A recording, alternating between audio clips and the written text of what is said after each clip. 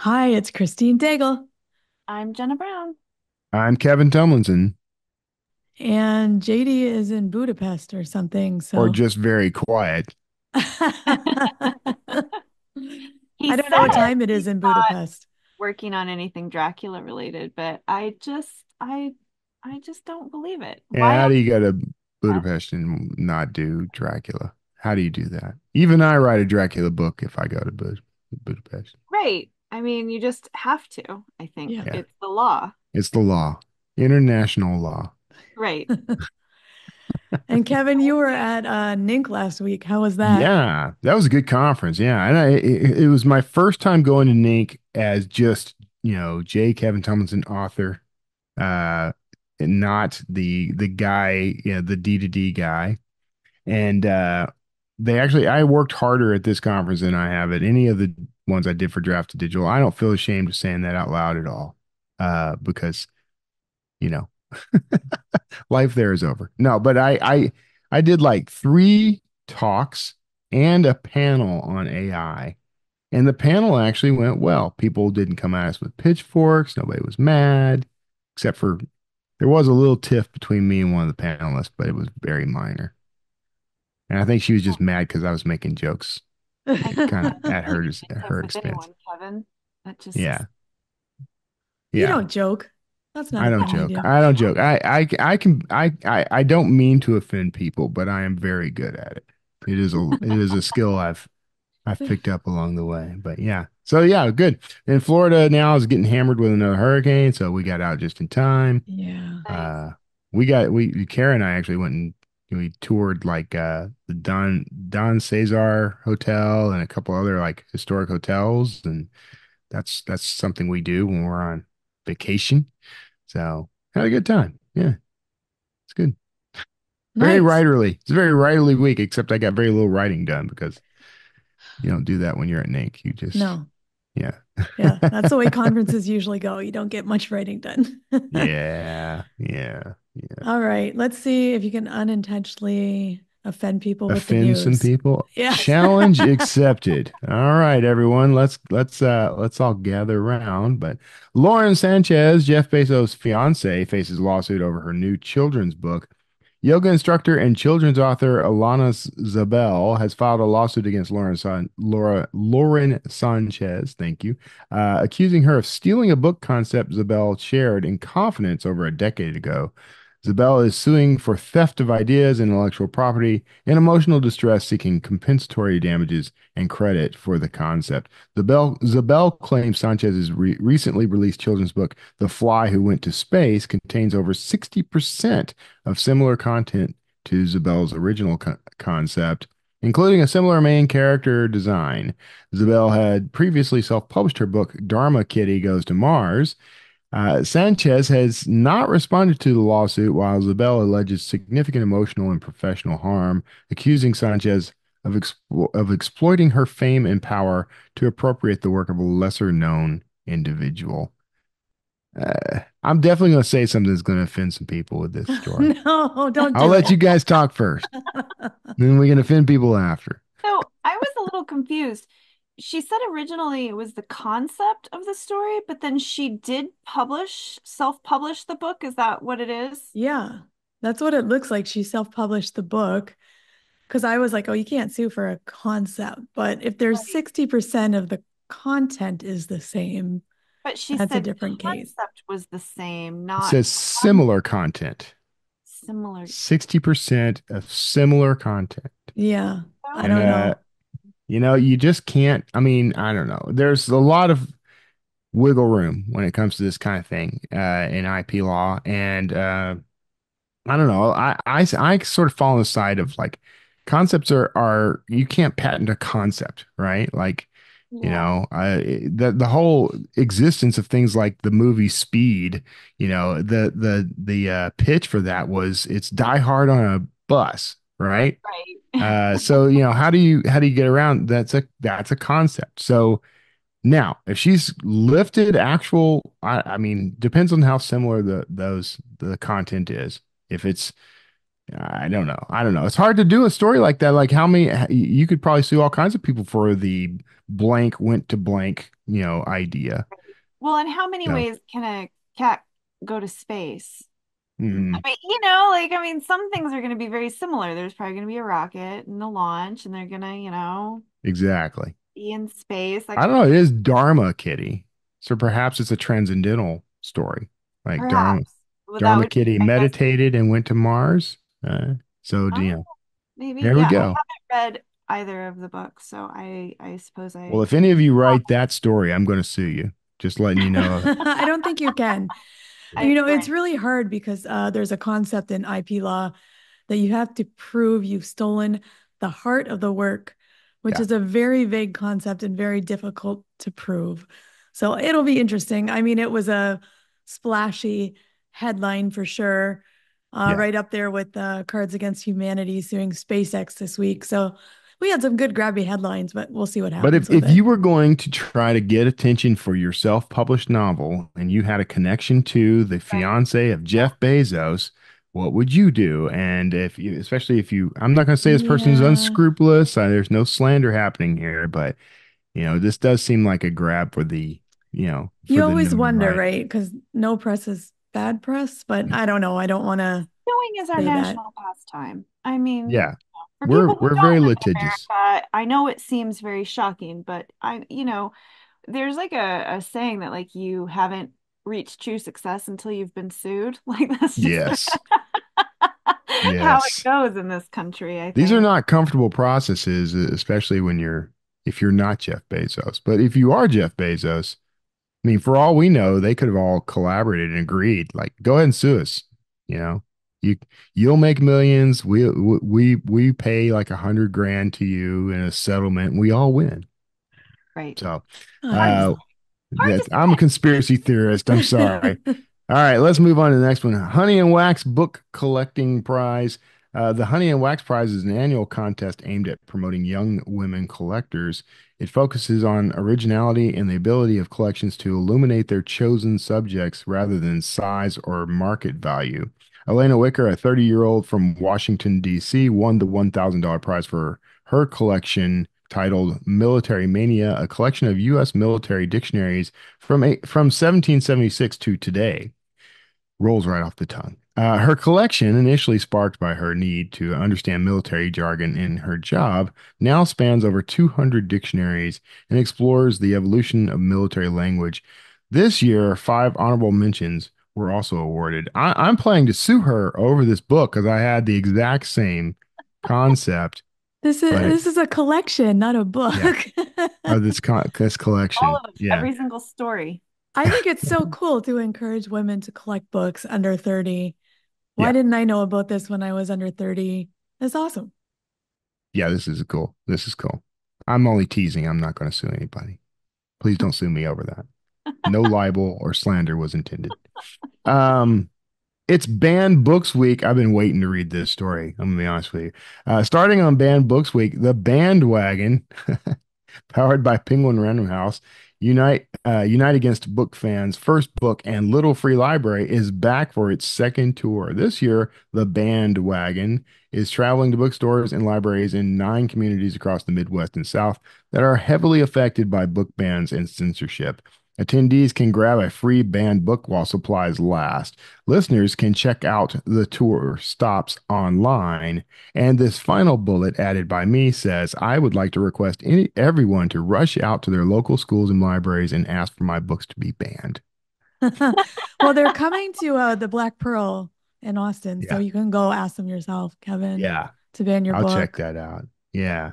Because, yeah, what I've noticed is so I go into any given bookstore, especially Barnes and Noble or the big box stores, and there's a table that says, we love banned books or something like that. And then they promote all these books at full price usually on the table.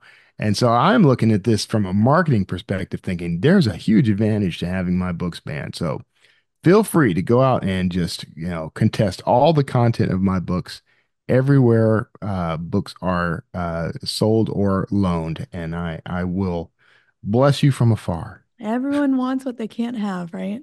That's right. Make it a forbidden treasure. Final story, Kindle Vella bonus reduction.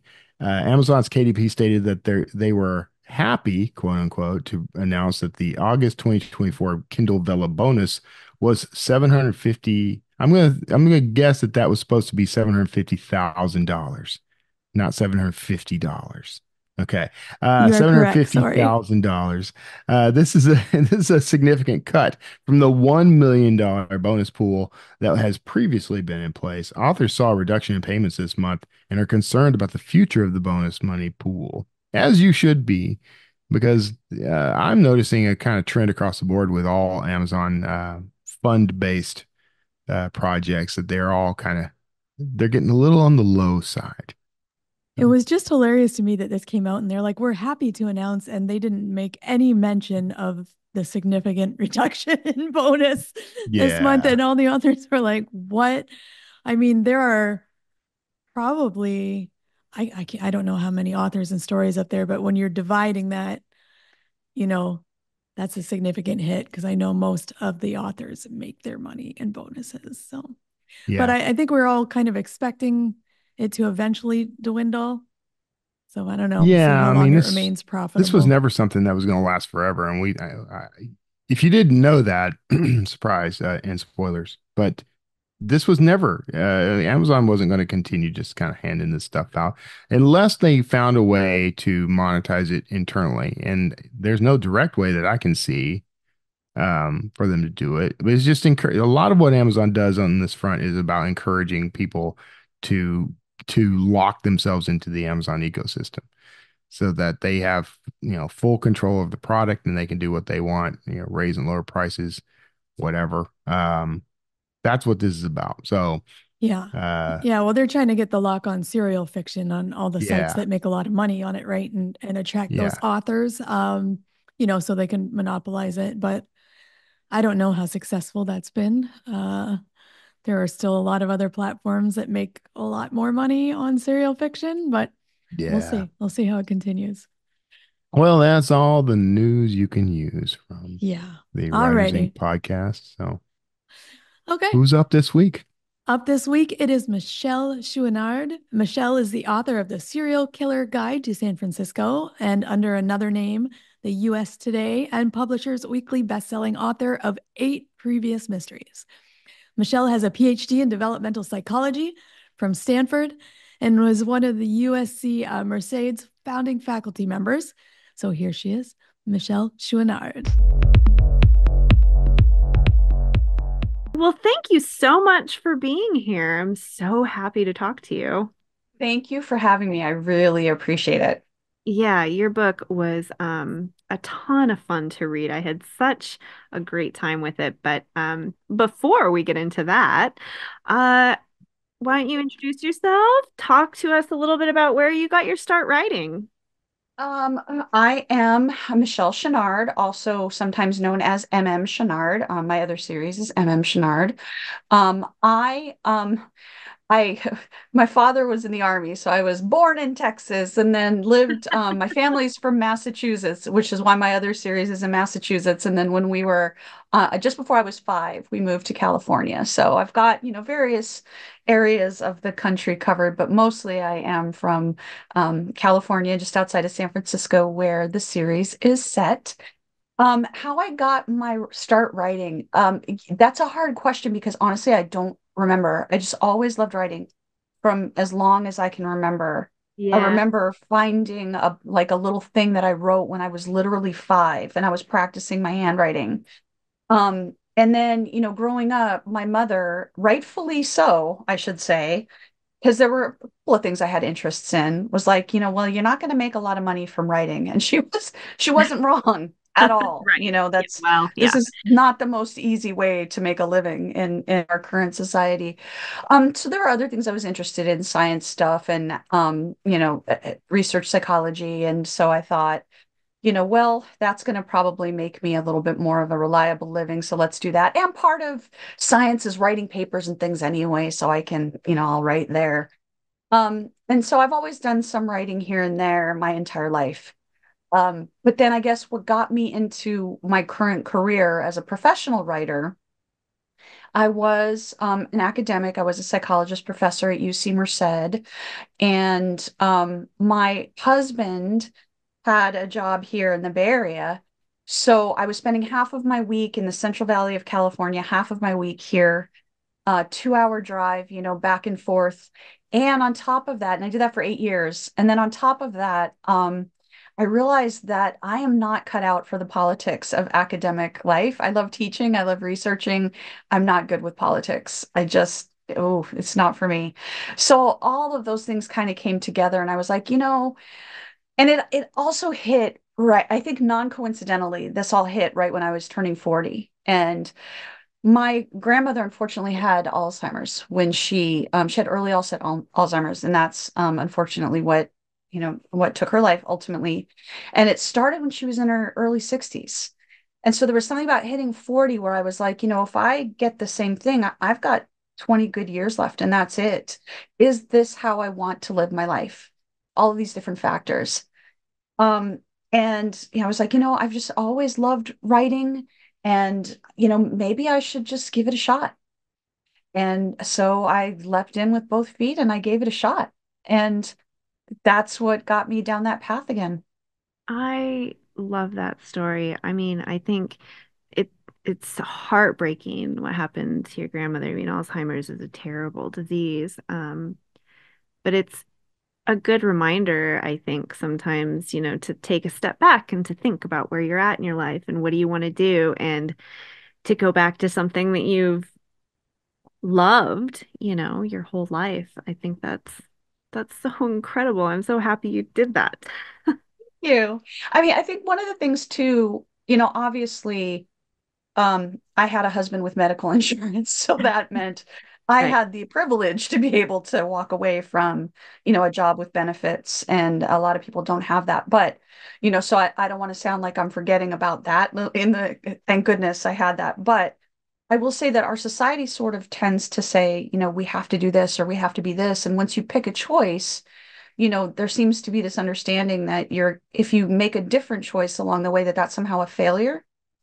And I think all of us have more than one thing that we would like to do or be or see or experience. And if you hit on that thing that brings you all the joy, with the first set of choices you make, then great. But if not, I think that, there's something wrong with saying, okay, I'm gonna make a different choice now and see how that goes. Yeah, and I think there's a lot of like mythos behind, like, well, if you're not writing when you're young, that's not a career. And we forget so many fantastic authors didn't publish until well into their 50s and later in their life, and I think, um, yeah, it's what's that saying? There's the right time to plant a tree was 20 years ago. The second right time is today. I think that we can Exactly. apply that Yes. to Yeah. writing, right? But and I think with anything, but especially with writing, I'm going to be honest. At 20, I'm not sure I would have had anything interesting enough to say. Right. Yeah. I've seen a lot of stuff now, and I've experienced a lot of, life, a lot of different people, a lot of different, and I think my stories are richer for that. So yeah, if there is anybody listening to this who's thinking, "Oh, I'm 40 or 50, and is this too late for me to get a start?" No, you've got a great well to draw on. Start writing now. Right. Perfect. Yes, everyone. Write that down. Start writing now. So, as we're on the topic of writing, what does your writing process look like? That's a great question well, it's a complicated question because it's been different for me I think every single book has been different. So it's been constantly evolving. And when I first started, when I first started to get back into fiction writing, I was a professor. So I had very little time, and I was kind of stealing little bits of snippets of time where, I mean, I was working 80 hours a week as a professor. So NaNoWriMo was really where I got my first NaNoWriMo. I did not finish it. I only got 25,000 words, but when you're working that kind of a job, I still call that a win, it's the biggest win because it got me writing, and it also forced me to turn off my inner editor. And so for those first few books that I wrote, I used that sort of method where I just gave my permission to write badly, gave myself permission to write badly, and go back and edit it later. And then sort of from that point on, I think I've done more planning out with every single book to the point where the last few books I've done, I've actually done complete outlines, which I had never done before I started writing. One of the reasons for that was Serial Killer Guide to San Francisco was actually sold as a proposal. It was only, I think only the first 50 pages were written. So in order to sell it, I had to have a full complete outline. Right. So it's funny how things work out the way they're supposed to, because I had just gotten to a point where I was really comfortable working with outlines. And so yeah, now I definitely have a working outline at least. I was really afraid early on that it was going to cut into my creativity and into my joy, because one of the things that I love about writing is the discovery of it, right? You're writing along, all of a sudden something happens and you're like, and I was afraid if I had everything outlined out that it was going to, decrease that. And it turns out that no, that's not the case at all. I just, things still happen, but they just make a lot more sense now, and where they should take me make a lot more sense.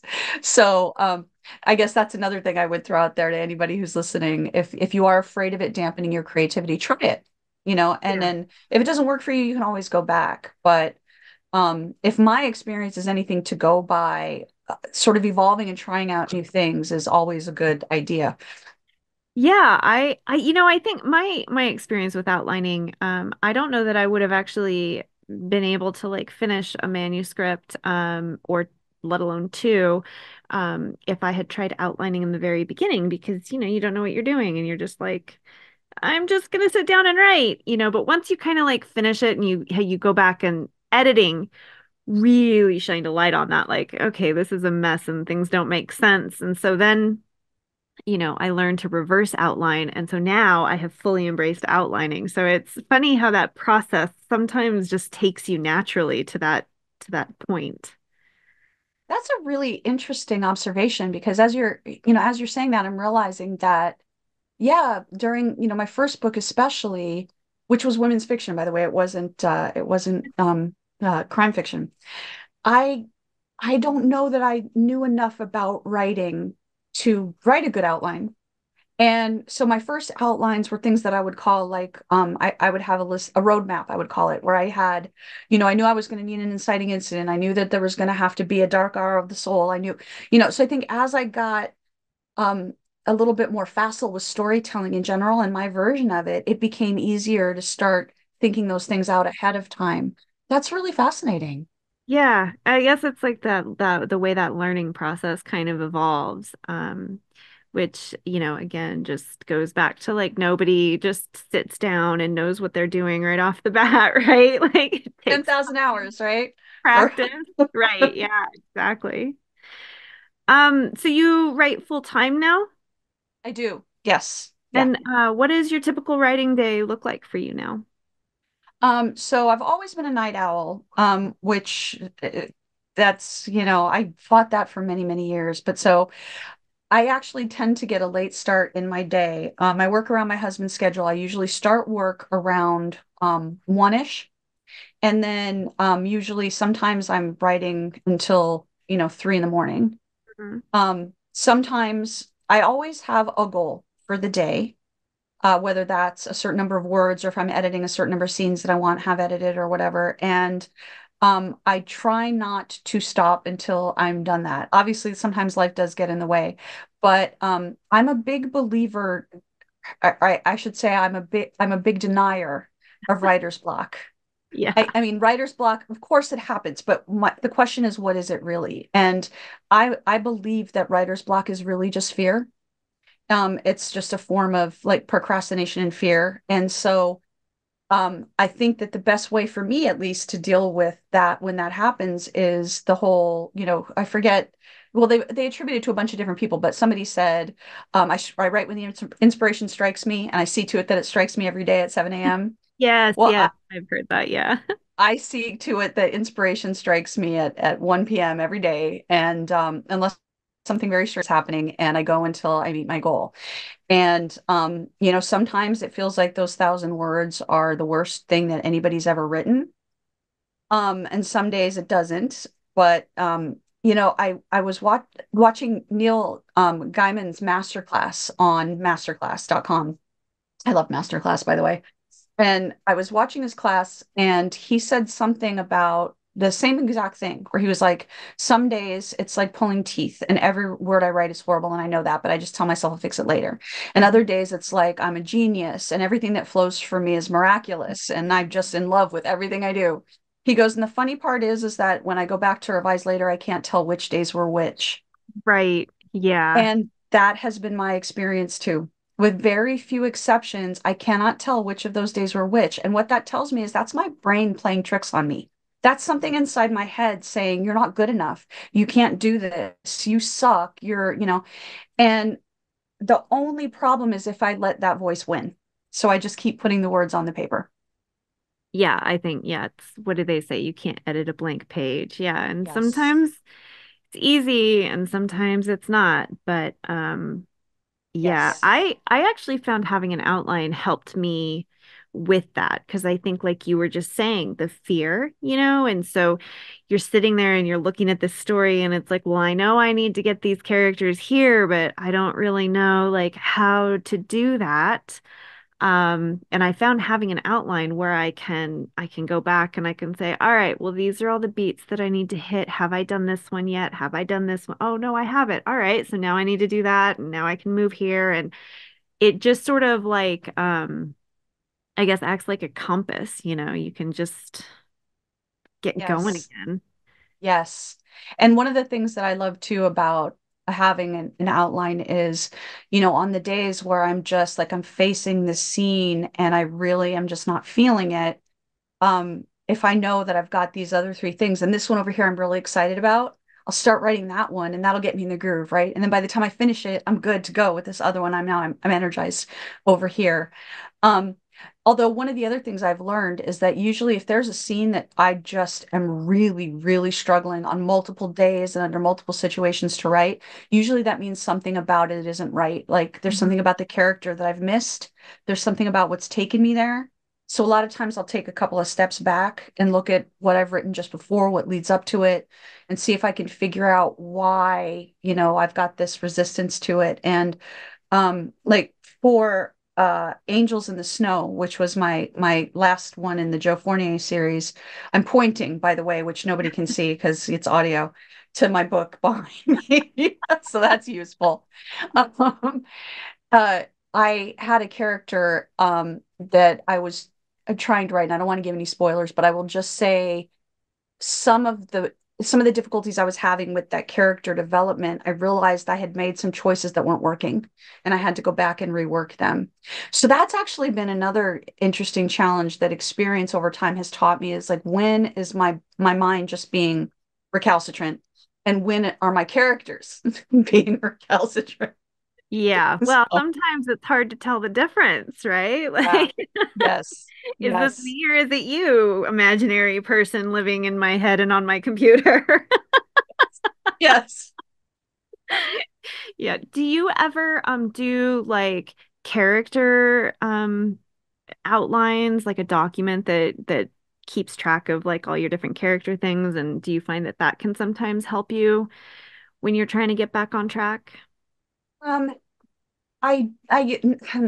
that's an interesting question. I would say both yes and no to that. So like I use Plotter to try to keep track of my character stuff because I am amazing at making someone blue-eyed in one scene and brown-eyed in another and green-eyed by the end. Right. So I write those things down so I can keep that stuff straight. And and also, the ways that I've described people. So especially in a series, the way that I describe my detective and her partner, I don't want it to be the exact same way every time. Right. So I like to be able to go, okay, here's how I did it last time. Let me try to do it a different way this time, sort of thing. Um, have I ever used that though to work out? No. What I tend to do is free writes. And I either just do a free write where I'm talking to myself and I go, okay, I need this character I know is this, this, and this. So why would they be like that? Could it be that they did this? Or what kind of secret would lead to this? And I explore it that way. Or the other thing I will do is a free write in that character's perspective. So I will sit down and I will write, that day that my ball rolled under the porch was the worst in my life and I will never forget. And then I just kind of go with it. And I know that, none of it probably is ever even going to make it into my book. But if it gets me close to that character and gets me thinking the way that that character would think, then that's the scaffolding that I have to put up in the meantime to build the house. Oh, I love that analogy. Yeah, that's good. Sometimes you Yeah. need the scaffolding, right? Yes, absolutely. And it's just as important as the eventual house, even if no one ever sees it, hopefully later. Hopefully.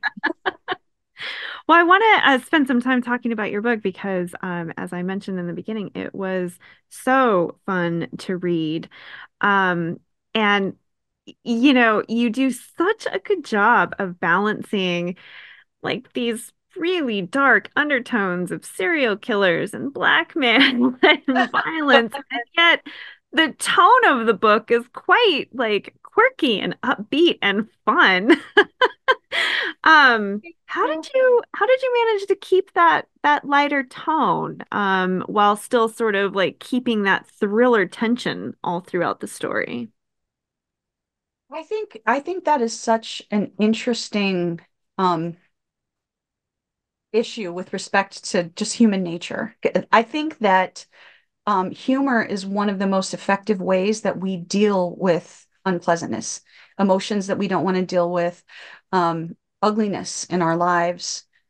And, gallows humor, there are studies that show that people that can, find humor in the things that they're going through, that they can deal with trauma more effectively. And like, and law enforcement knows this. They have the gallows humor that law enforcement uses to keep their sanity, which on the face of it, you're like, well, you can't laugh at that kind of stuff. And I had this one detective tell me the story about a body that they found on a beach that was bloated, because of the water and was decaying. Apologies to people. Sorry, this is this. Fast forward a few seconds if you don't want to hear this. It was decaying, and apparently the seagull came and stole one of the organs and Oh, was flying off with it, and they needed that for forensic things. And so this crime scene investigator is running down the beach trying to get this organ back from the seagull. I'm sorry if you can't laugh at that. Like, you just have to be able to laugh at how horrible that is. right. It is Yes. horrible. It's horrible and it, uh, it strikes a very compelling visual. Yes, it does. And it's like, so on, as I'm laughing at that, part of me feels horrible for laughing at it. And part of me knows that that is a way that my brain is processing this really horrible thing and allowing me to live in a world where really unpleasant things happen in a way that I can be sane and continue to leave the house, because I think that that's a big part of why we read crime fiction. Is It's not a coincidence that most crime victims are women and most crime fiction readers are women. Right. And for the most part, I believe that we do it because we want to see justice done. And there's a reason why, especially cozies, mine is not a cozy, but why cozies are as big and popular as they are, because it creates a safe space for us to be able to find that justice that we need. And after writing 9 thrillers in a row, I have to admit that I really needed to be able to write a story that was a little bit more lighthearted and funny. So for my own sanity. Um, so yeah, and I think, as writers, we know that, you want your reader to get some tension and then you give them a chance to breathe again. And Right. humor is a really great way to do that. You build up that tension, and then put something funny there, and you're giving your reader permission to breathe. You're telling them it's going to be okay. I promise you, it's going to be okay. So for me, I feel like it was just sort of a natural extension of those phenomena. I really love that. And I think that's, yeah, it's good to help you process, give you some distance, give you some control. It's all Yes. and you can tell that you have a lot of you know, um uh, I guess experience, and obviously you have a PhD in developmental psychology. So with like the psychology not just of potential criminals, but of us the reader as well. Is that what sparked your interest in mysteries and serial killers, or was it the other way around?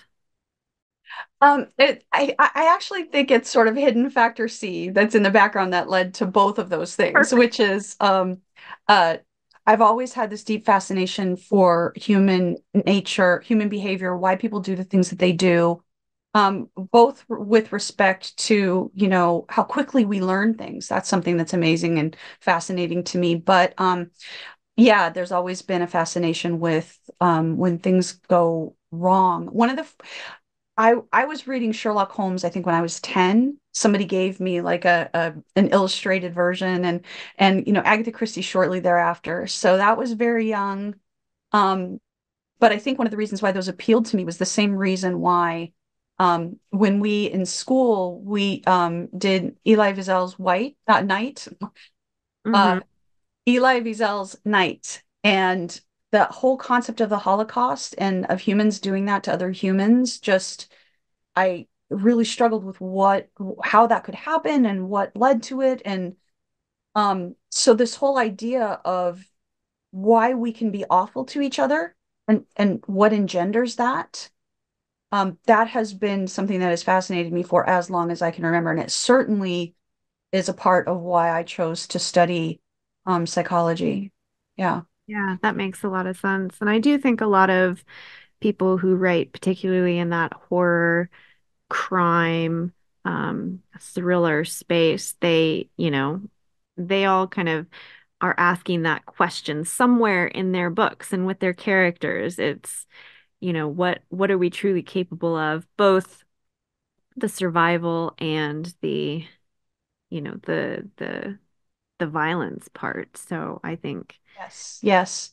And actually, Angels in the Snow, the last one that I did in my Joe Fournier series, I actually have the bad guy and the victim have a series of parallel challenges in their life, but they ultimately have very different outcomes. And so I wanted to explore how, what allowed one of them to end up being a person doing horrible things and this other person to not be. And I very much wanted to take a look at that. And if you look at the book, it's dedicated to anybody who's ever been a protective factor. So a protective factor in psychology is it can be anything that allows you to not be as susceptible to the traumas that happen in life. And sometimes that can be as simple as somebody who loves you, giving you a hug at the right moment. So, yeah, all of that has always been fascinating to me. Like, what goes wrong? What breaks in the human brain? Is it something that we're born with? Is it something that happens in the environment? What can we do to protect against it? All of those things have always been super fascinating for me. do you find that it's, I don't know if cathartic is the right word, but creating these serial killers and these murderers and all these different elements of criminality, is it sort of helping like process those things, those questions? Yeah, yeah, I think so. I mean, yeah, I think that being able to explore, when you do studies, when you're a research psychologist, which is what I was, and not a clinician. I should be clear on that. I have the utmost respect for clinicians, and I have absolute very, very little training with respect to actually treating any sort of mental illness. But studying these things as a research psychologist, there's so many different factors that you have to try to account for in order to really be able to understand. It's very, very difficult. So to be able to sit down and write somebody out and explore it that way allows me to really play with variables in a way that I couldn't in real life. And obviously I can't draw any actual scientific conclusions from it, but it does allow me to explore and communicate about the things that we do know about human psychology in a more effective way, I think. Yeah, that makes a lot of sense. You also you mentioned that you moved around a lot, but then you kind of developed roots for San Francisco, and this is the first book that's set in San Francisco. Did writing in a familiar area, I wonder, was that easier or harder? Did you feel like you had to like make it even more accurate, or did it make it just easier because some things were second nature? Yes. All of the above. All of the above. Um, so yeah, the Joe Fournier series is set in Western Massachusetts. That's where my family's from. So even though, I mostly grew up in California, I did go back and visit, and there are things that I've always loved about that area. And it has a very special place in my heart, right? Of course, because it's family. And, there are experiences and things that we've done there together that to be able to put them in those books were amazing. And I wanted to be able to represent them well. But San Francisco is a place that I've been going since I was a little girl, and if you look in the acknowledgments of the book, I basically write a little mini love letter to San Francisco in there, and because I just always have loved San Francisco since the first day I set foot in her, and she's just quirky, and there's so many amazing things, and she has such a crazy history.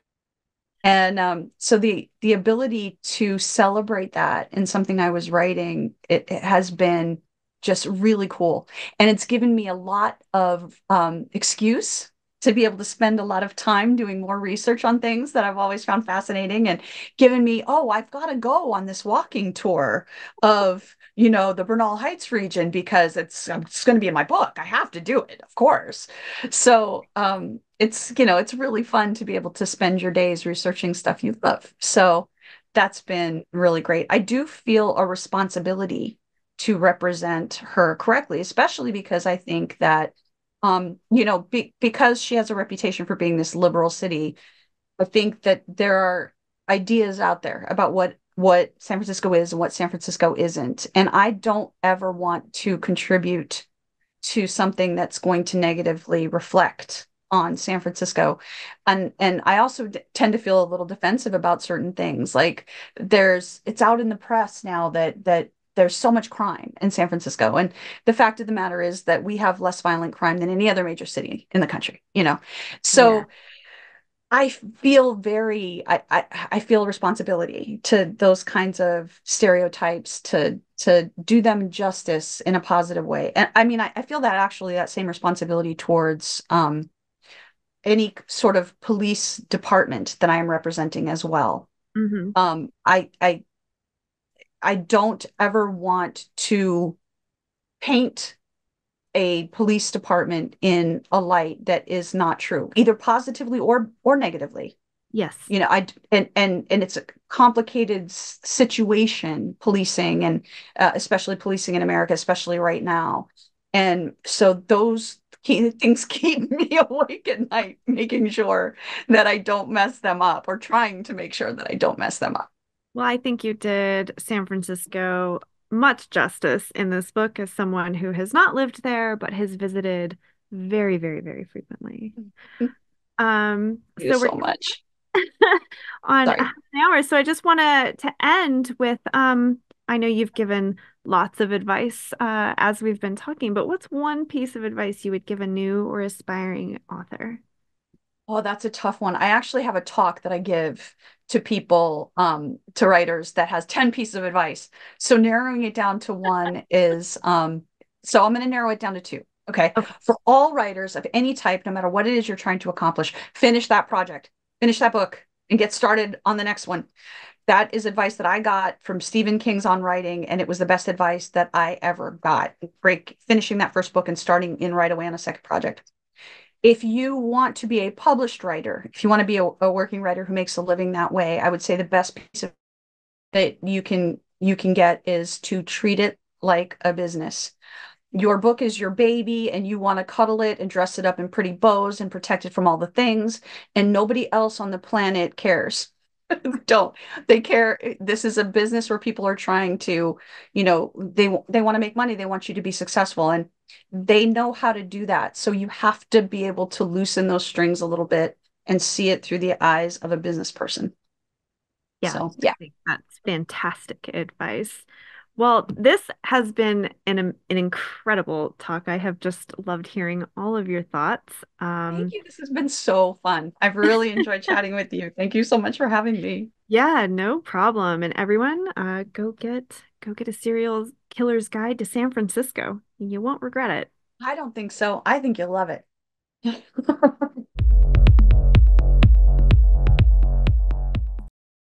So one of the things I thought was really interesting was how she talked about, her grandmother having Alzheimer's and it being sort of a wake-up call for evaluating her life. Yeah. And I was kind of wondering, do you guys have any like defining moments that started your like, I'm definitely going to pursue becoming a writer for X reason, or did it just happen gradually? I'm You know, assuming Kevin just got, drunk at a party and was double dared to write a novel, and that's Actually, I what was started his placed in a career. capsule by my parents and launched to this planet.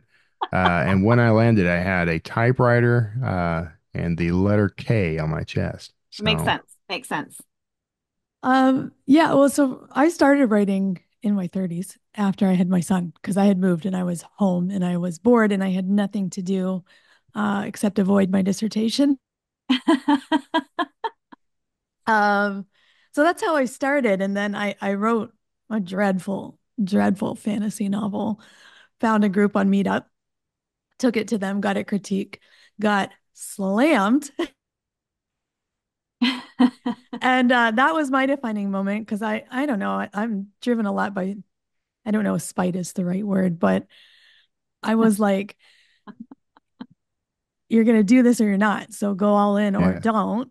And yeah, so then I went all in. So that was the moment for me was getting totally trashed on my first novel. I had these little cascades of things that happened that just sort of I didn't really think about it until much later, but they were all sort of channeling me toward writing, because I one of the best Christmas gifts I ever got as a kid was a cassette recorder and a big bag of like cheap Walmart cassette tapes. And that was like the birth of my like podcasting and audiobook career, because I would dictate stories. Usually I was a big fan of Encyclopedia Brown. So I would dictate, young Kevin detective stories into that. And the funny thing is that a lot of the themes from those became themes in my Dan Kotler archaeological thrillers. Like that's basically grown up young boy to Kevin, Detective Kevin. And but I also wrote, like, when I was like 5 years old, I wrote a quote unquote book in my Big Chief notebook, and I like stapled it and I gave it a masking tape binding. I even drew the cover. So like I've been doing all this stuff like since way back. So yeah, it was never, I don't think there was ever really like one Finding. event. I don't know. What about you, Jenna? Well, I was thinking about this, and I think it's probably so I did write. I mean, I have like a story that I typed up in third grade or fifth grade, somewhere around there. Like kind of always like writing, and I think had like these stories, but no idea what I was doing. And so I'd like sit down and just like write in these little flurries and be like, someday I'll turn that into a book. But it was really when my son graduated high school. Actually, we were at his high school orientation, or no, college orientation, because he was moving away to go to school. And he just basically said, you know, because I was a single mom for a long time, and he was just like, um, you made this possible. So, I mean, and I'm summarizing, he wasn't quite like this eloquent. He was still just a, high school kid, but he was basically something along the lines of like, now you have to go do something that you dreamed about. And so I was Very like, cool. oh, that's really sweet. I know he's a very sweet kid. Um, and so then I started thinking like, well, what would I want to do? And I was like, well, maybe it's time to sit down and try to figure out how to write a book. So I wrote a very, very, very bad rom-com that will never see the light of day. But I did write the whole thing and finished it and then thought like, all right, well, now let's do it for real. Yeah. Yeah, Yeah. oh, So, that's nice. I think I also, everybody's got at least one book in their drawer that they hope never gets seen. oh yeah. I mean, I I will definitely read do. it for comedic effect when asked, but oh, no, We should no, do a death no. anthology. So each of us contributes that book, but the whole series won't, or the whole anthology can't be released until we're all dead. perfect. So maybe I might, Maybe. maybe I'll think But about that. yeah, I also remember though, I used to be one of those people that would read a whole book or at least give it 100 pages Mhm. until I was listening to a podcast and I can't remember what author it was, but she did the math on how many years she had left to live and how many books she could read, a year. And it was like less than 3,000. I was like, oh my God. So now I will like chuck a book if I don't like it in a couple chapters. Nice. I Yeah. don't want to do that math. That math equation can seem that I don't like math, and this is a reason why I don't like Yeah, math. shut up, math. Right, shut up, math. Well, this is a question for you two, since you both have series out there. You know, she had touched on sort of like being notoriously bad at keeping her characters consistent. So how do Yeah. you track your characters across books? And also, figure out, she had mentioned trying to come up with new ways of describing them for each book because you have to keep them familiar, but also give Yeah. new readers the chance to meet them. How do you do that? So for my Kotler books, I keep an Apple note that is just continuously getting longer. And it has a bullet list of everything that happens in each book. That helps.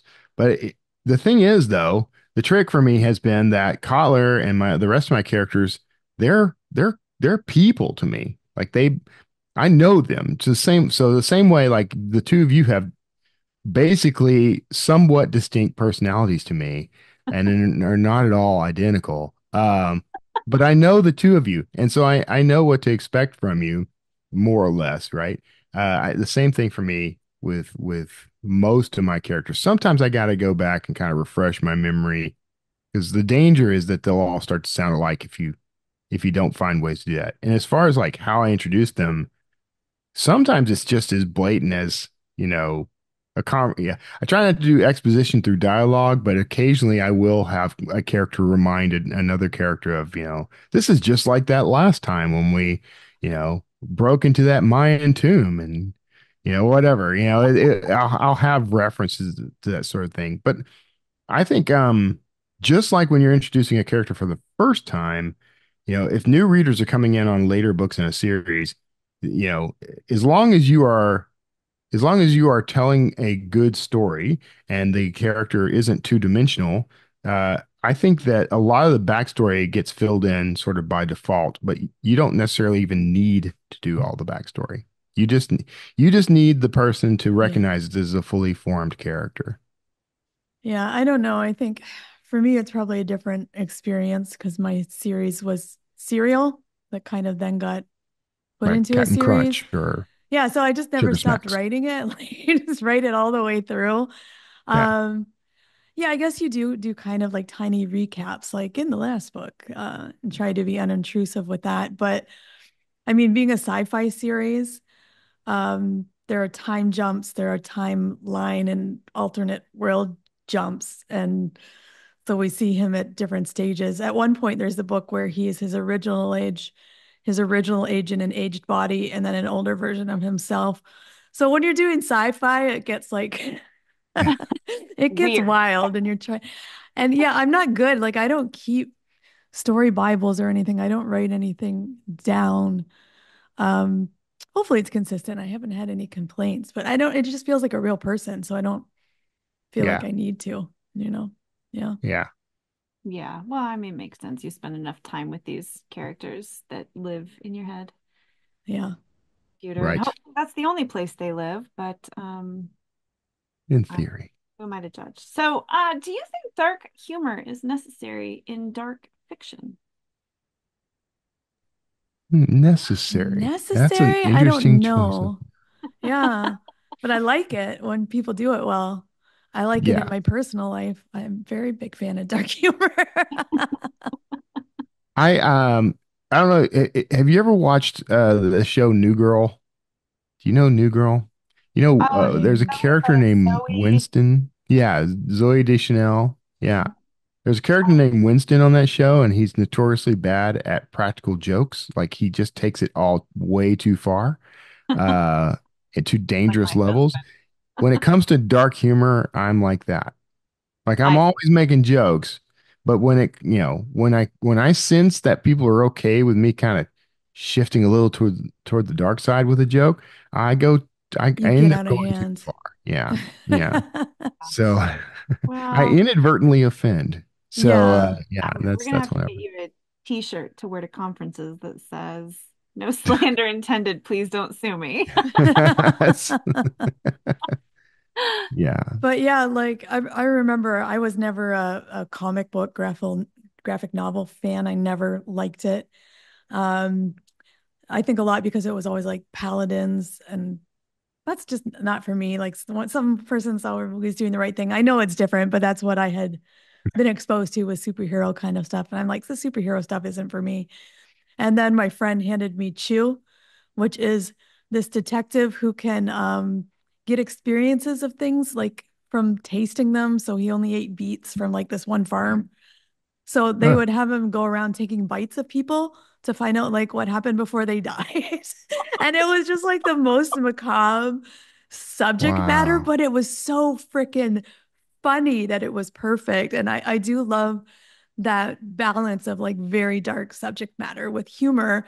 So, like she said, you can take a breath, like you feel like you can breathe and you're just not, your heart isn't clenched like through the whole Yeah. thing. Yeah.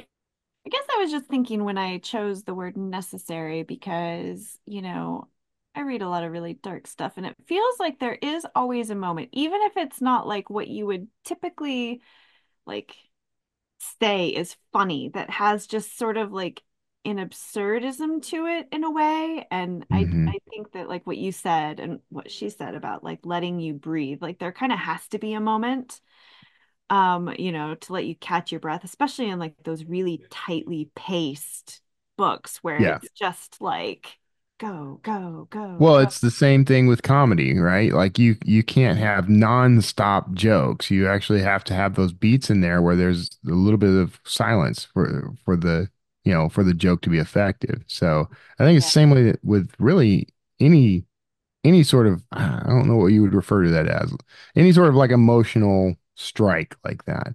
You're kind of tapping into something in the reader or the audience.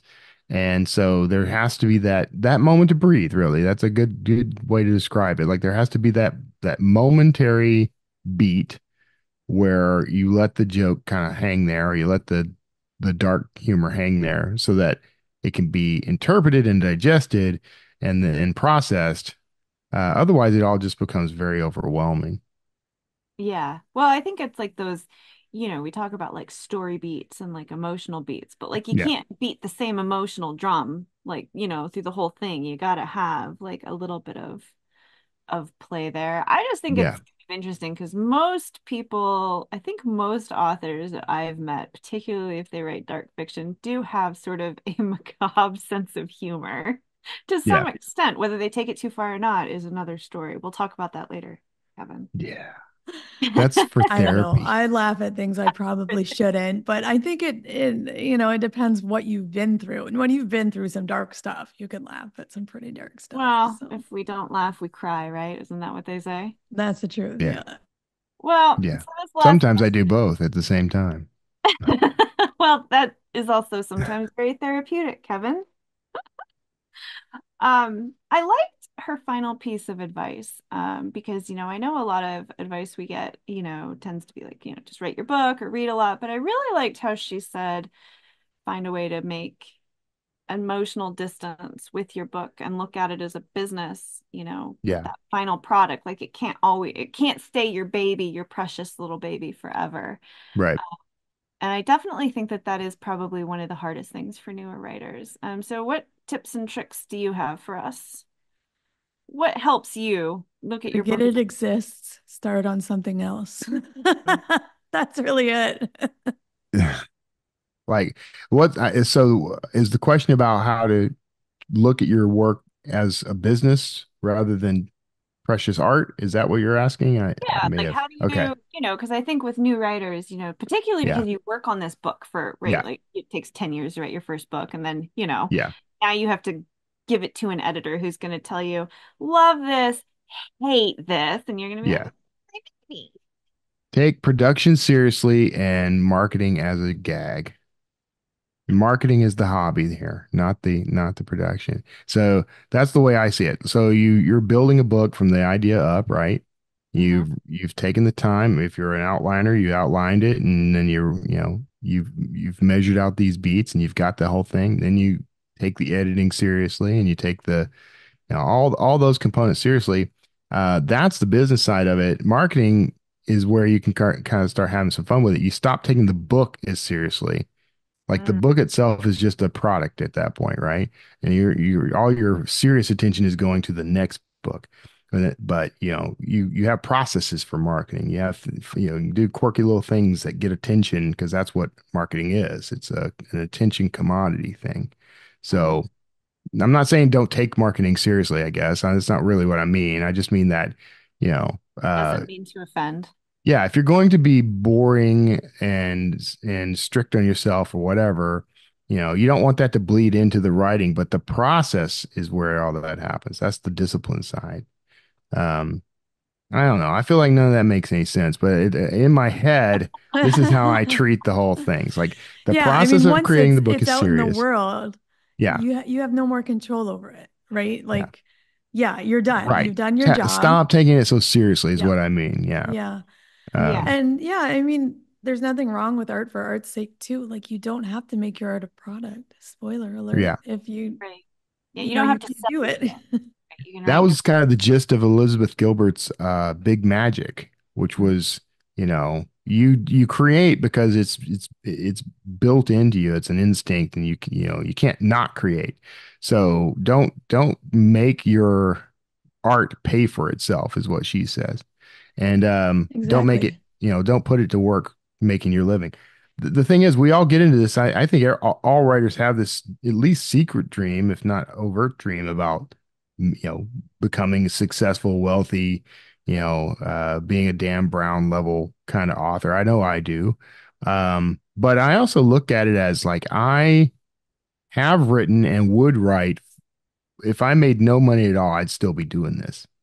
So, and I think that's kind of this, if anything, that may be the secret to my success, because I kept doing it when it wasn't paying, and there's been a cycle of that. Like it's paying great right now, and then right now it's not so great. And the thing that has seen me through is that I'm continuing to, if you want to think of it as a business, I'm continuing to generate product even when sales are low. So I think that's good advice for writers. Yeah, I think we said that on another episode. It's about tenacity and patience and all of that good stuff. Yeah. Well, and I mean, that is, if you're looking at a business from, just a straight supply chain perspective, right? Like you're not always going to have consistent sales. I think anyone who has ever like really looked at that side of business understands that you're going to have, your ups, you're going to have your downs. But if you don't have products going out into the world, you're never going to see another up if you're going through a down. So yeah, exactly. Well, I think we got to wrap up, right? So Christine, So up next week, it is Richard Chizmar. He's coming back. Richard is a New York Times, USA Today, Wall Street Journal, Washington Post, Amazon, and Publishers Weekly bestselling author. He is the co-author with Stephen King of the bestselling novella Wendy's Button Box, and the founder and publisher of Cemetery Dance magazines and book imprint. He's edited more than 35 anthologies and has been in dozens of publications. He's also written screenplays and teleplays. So don't miss that one next week. Richard Chizmar.